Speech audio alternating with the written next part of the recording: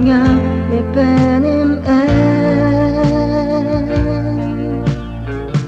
terus nang jangan hukum baca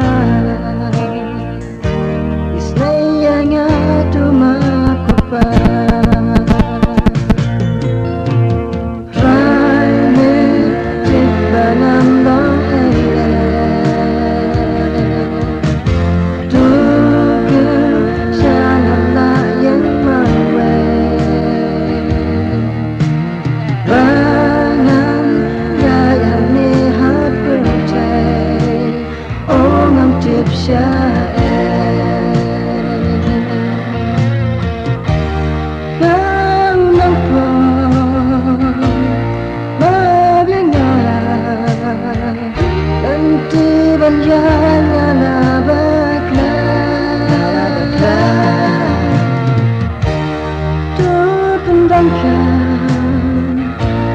Dan kamu syakri try tingkat basah di sini.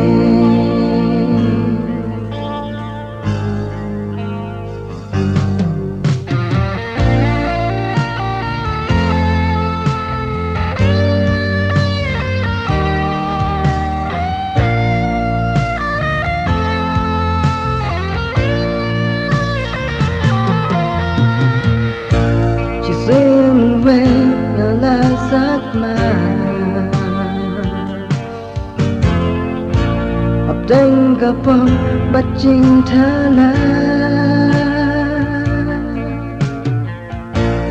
vậy mình ta nhau quanh bên phải chỉ sống mình xem hàng ngã tua